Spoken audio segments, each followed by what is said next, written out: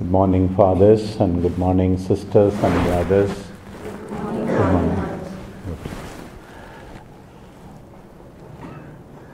Today we are told that the Lord taught with a lot of authority, both at the beginning of the Gospel and towards the end. Two words are used. They were astonished, they were astounded at the Lord's teaching, because He taught them with authority, unlike their scribes. We all are called to imitate Jesus Christ in teaching. Not only the priests when they are preaching, but each of you, sisters, brothers, each one of you is called to teach with authority.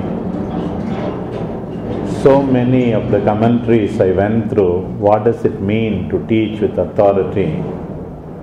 And then most of them say the scribes were repeating what other people were saying. But then Jesus spoke on His own. So some of us write thesis. This one says this one says this, according to him. When you eliminate all the quotations, hardly 10% or 5% remain in most of the theses. Maybe because we don't know anything new. But then what have you arrived at by the study of what you have done?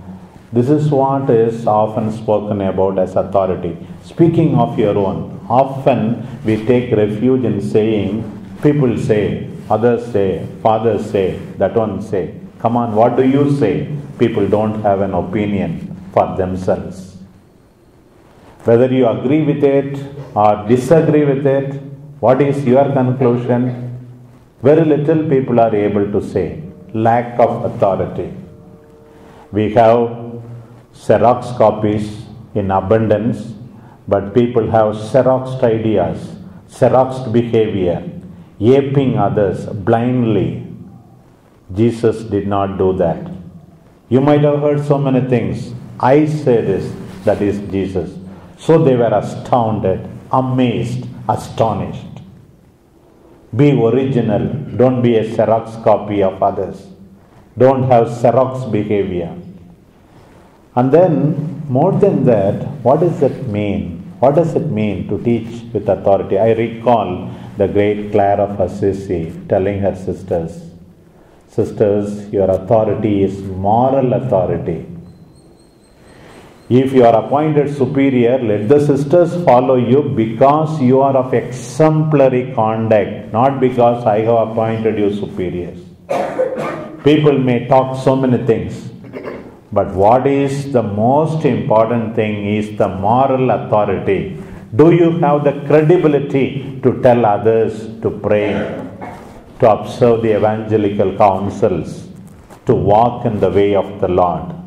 It is the moral authority above all, I think, especially in the religious context.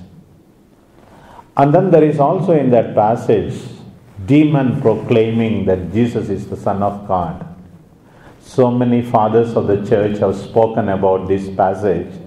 And then they say, why Jesus shouted at the demon, even though the demon proclaimed him as the Son of God? Because the demon proclaimed with the mind, not with the heart. Peter proclaimed with the heart. The Lord said, blessed are you, son of Jonah. The founder of the MSFS, Father Mermier, used to say, the heart of education is the education of the heart.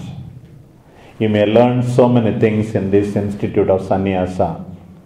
If your heart is not educated, you are no different from the demon. You are no different from the demon. You may have lot of statistics, information filled up in your hard disk of the mind. What happens to your heart? We need to become better persons. What we say is not important. How we say, why we say, from what motive we say, that is going to be important. The heart of education is the education of the heart. You will be silenced by Jesus as he silenced the devils. Oh, I have learned this. Oh, I have learned this. This course I have gone through. This course I have gone through. Finally, heart is not at all touched, not at all formed. May we teach like Jesus with authority. Contribute something on our own. Especially teach with moral authority. May we pay attention whether our heart is also formed according to the heart of Jesus.